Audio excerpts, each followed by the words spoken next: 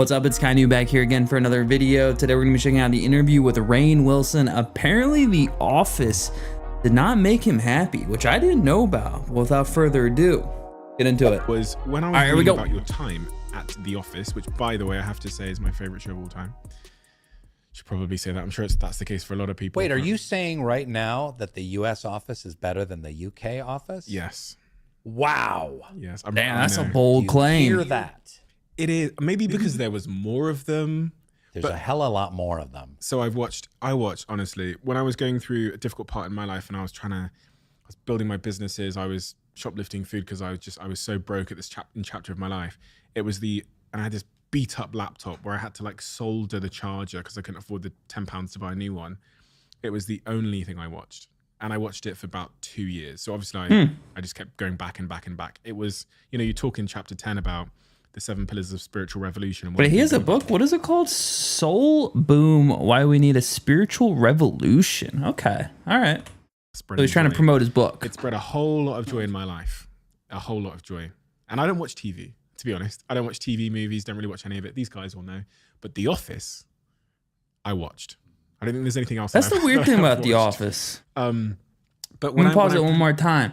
So like for me, I've only seen probably about 15, maybe 20 episodes of The Office, but I talk to people who don't really watch normal TV and they love The Office. What is the other? They love the Community, I think it's called. I don't know. I forget what the name of the show is, but they love The Office. They love Community.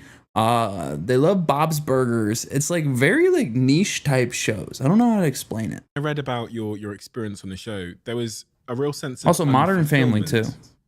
Especially in the early years when you were making the show. You talked about that a little bit on Bill's podcast as well.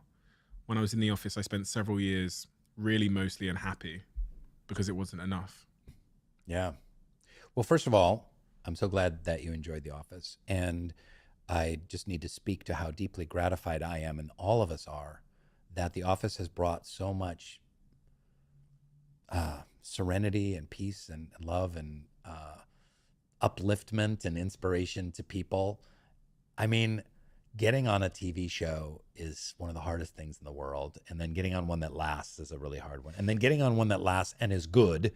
And then one that lasts and is good and still has a cultural impact 10 years after it has ended is... That's crazy to think about. Talk about hitting the lottery. I mean, we had no idea. We knew we were onto something really special and funny and magical. And of course, Steve Carell is one of the great comedic actors that will ever live. But we had no idea it would have this kind of impact, and we're so deeply grateful and gratified around that. And going back to the English Office, it's always like, it's so funny to me. In The Bassoon King, the other book there, I talk a little bit about that competition is so absurd. Like the anger and vitriol that you Brits brought to the fact that Americans were going to remake the beloved Office. It was so staggering. I mean, it was so enraged and vitriolic. And it was like, guys, the English Office isn't going anywhere. You can watch it over and over again. We're not going to take all the copies and burn them. You know what I mean? We're going to take a brilliant idea by Ricky and Steven and the BBC, and God bless them. It's astonishingly brilliant, and we're going to kind of run with it. Instead of 12 episodes, we're going to make 200 episodes. How's that? If you don't like it, you don't have to watch it. But that was an interesting. I can kind of see why British people would be mad, because imagine you have a really good show. And I swear, like 90% of the time, you have a really good show or you have a really good movie, and then they make like a part 2 or like a prologue or like a sequel to it. It's absolutely awful. So they probably thought the same with The Office, the US edition. Time frame. But yeah, so it's interesting that you bring this up, because I was very frustrated because I was on Bill Maher and I was on one other podcast, and I was talking about how there were times on The Office that I really struggled because I really wasn't happy because it wasn't enough.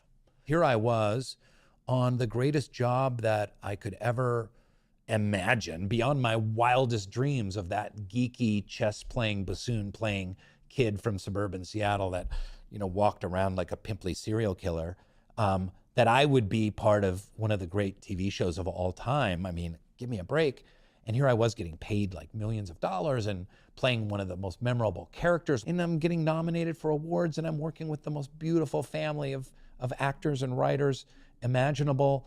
And yet I was like, how come I can't get more movies? And why did my movie I did bomb? And why won't they make a deal with me? And I want to have this, and I want an office on Warner Brothers. And why can't I get and I spent a lot of time, unnecessary time and angst and anguish, in that anxious discontent, at a time when I should have just been like, it doesn't get better than this. Just enjoy it, drink it in, and be a part of this incredible artistic, because it was artistic experience. I can definitely feel that. So, but I think the reason I've been bringing that up in some interviews is I think it's important for people to understand that, you know, here's someone who, you know, 15 years into their acting career or 20 years into their acting career, because I started playing Dwight when I was 38 years old,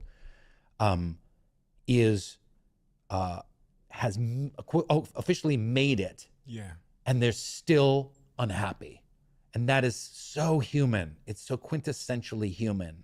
And to think that, oh, if I hit this end result, then I am going to be happy. And that's why I brought it back to that unhappiness that I experienced in my 20s. Like, I was an actor. I was from suburban Seattle. Here I was. I had an apartment in New York. I was doing acting, and yet I was really unhappy and miserable. And it didn't make any sense, because society had always told me, like, there's this if-then proposition. Like, if you achieve X, Y, and Z, if you make a certain amount of money, if you get a certain position, if you're in a certain kind of relationship, if you have a house at a certain level, if you're a member of a certain club or whatever, then you will be happy. Once I achieve this, then I will be happy. That's bullshit. It's absolute and total crock of bullshit. Now, certainly, I'm not meaning to demean anyone that's struggling to pay bills and they're going like, you know, fuck you, you Hollywood elitist.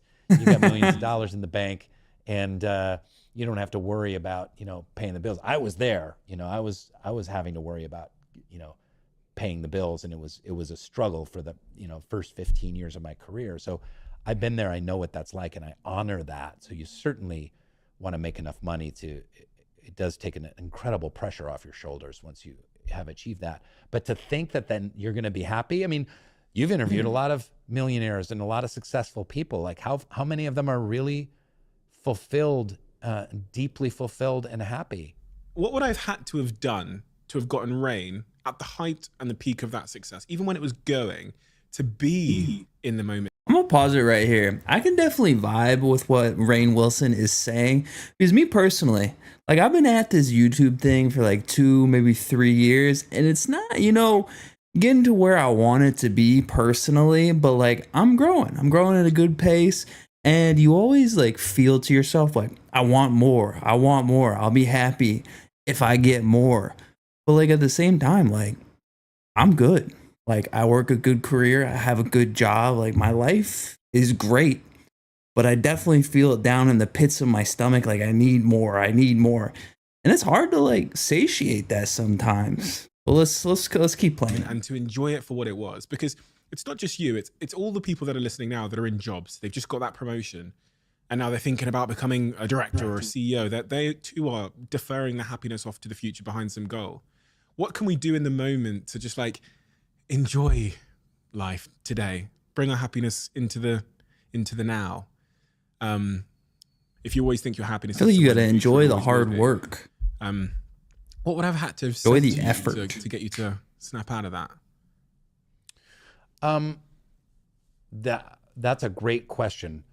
I don't know that there's anything that you could have said to me in a couple of sentences or a couple of paragraphs, but I think if you could have encouraged me to go back onto my spiritual journey, back into my spiritual journey, because you're absolutely right. All we have is now. All we have is this next breath, is this breath that we're currently experiencing. And this is where the joy is. And if we're waiting for the joy to be 375 breaths from now, or 3,000 breaths from now, or 300 breaths from now, we're missing out. 100%.